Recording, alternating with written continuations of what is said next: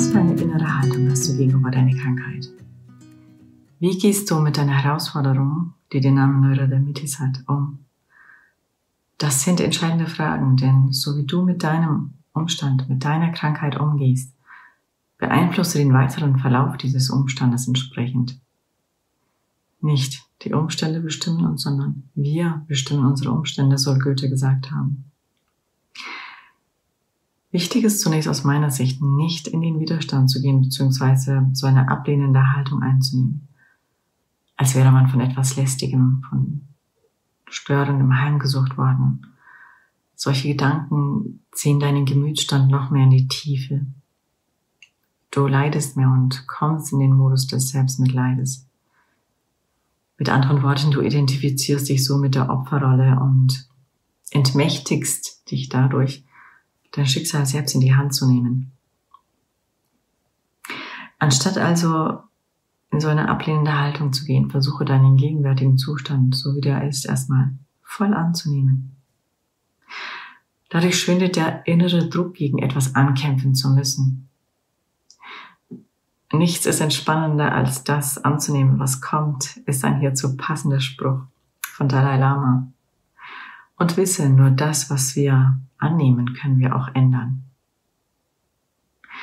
Dann versuche doch auf die Krankheit aus einer anderen Perspektive zu schauen.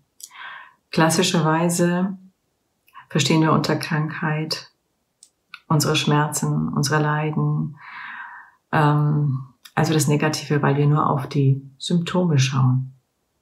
Mich hat aber meine schwere Neurodermitis-Krankheit gelehrt, dass Krankheit eigentlich ein Gesundwerdungsprozess ist. Ein kranker Organismus sagt doch, dass irgendetwas damit nicht stimmt, dass irgendetwas, was es auch immer ist, aus dem Gleichgewicht geraten ist. Und es geschieht nicht von heute auf morgen, sondern hat wie alles andere im Leben auch ihre Ursachen, ihre Gründe.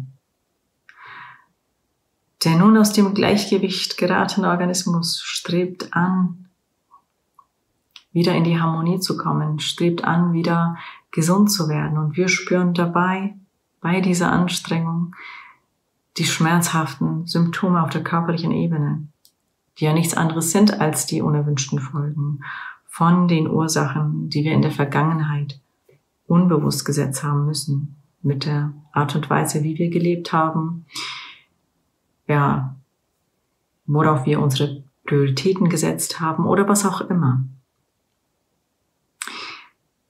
Diese schmerzhaften körperlichen Erscheinungen ziehen nun notwendigerweise unsere Aufmerksamkeit auf sich. Deswegen kann nicht das Wegschauen oder Wegtherapieren von den Symptomen, sondern das Hinschauen, das tiefe Hineinblicken in unsere Krankheit, in dem, was abläuft, uns zur nachhaltigen, ganzheitlichen Heilung führen.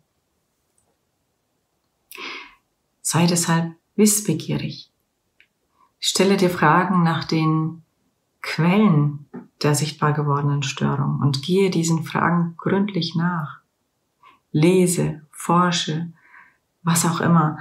Befasse dich ganz bewusst mit deiner Krankheit, mit dem, was sich dir zeigt und zeigen will. Wenn du also deine Herausforderung mit deiner Krankheit annimmst und beginnst tiefer in das Geschehen hineinzublicken, dann befindest du dich bereits auf dem Weg zur Heilung, auf dem Weg zu dir selbst. Danke.